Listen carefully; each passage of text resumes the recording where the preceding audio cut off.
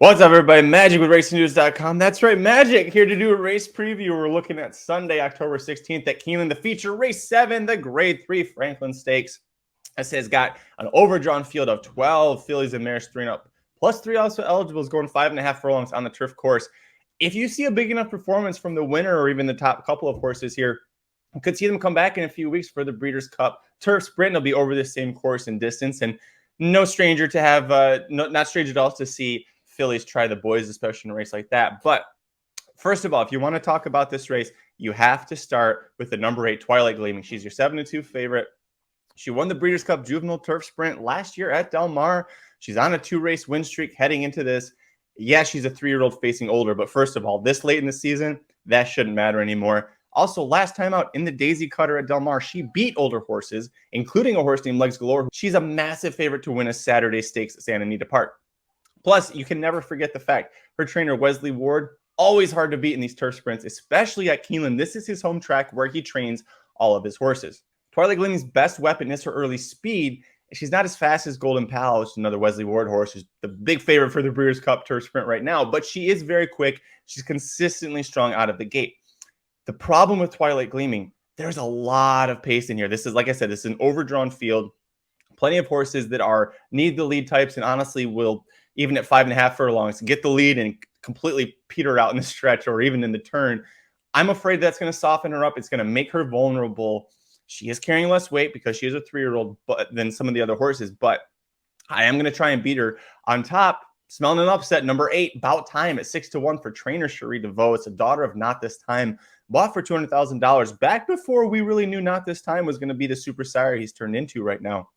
This filly took a while to get going.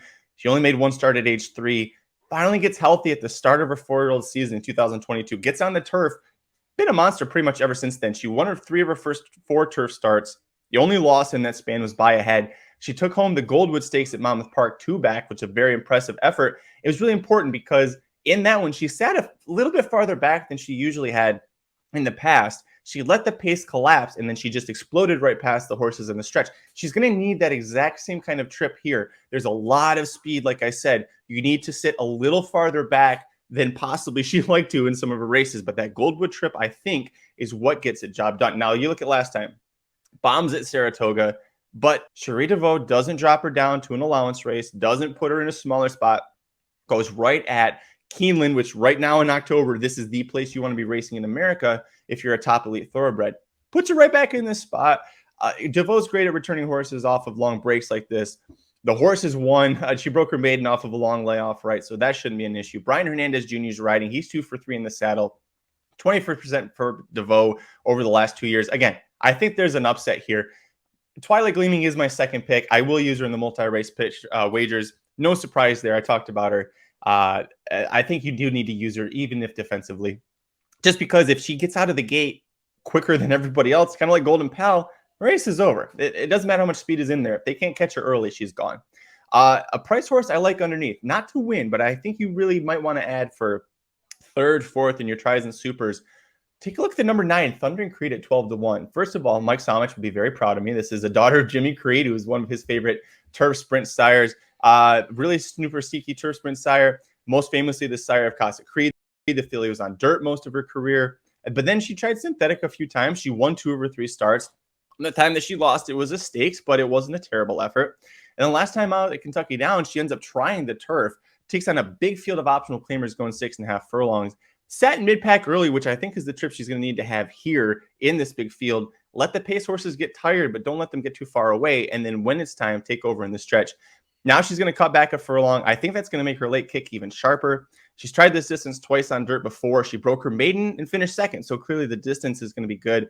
Jockey Joe Rocco Jr. is going to have to work out a clean trip for her from this position. But I think that, like I said, I think the race completely collapses. I think she hits the board at 15-20-1, maybe even higher than that. It's really going to spruce up those exotics.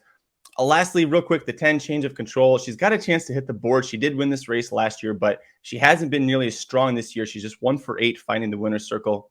Has hit the board 5 times, so she still does have the talent, but I think she's got the ability to hit the trip or to get the trip that'll get her on the board. But I think as far as going on top, I think this is another short price that we can beat.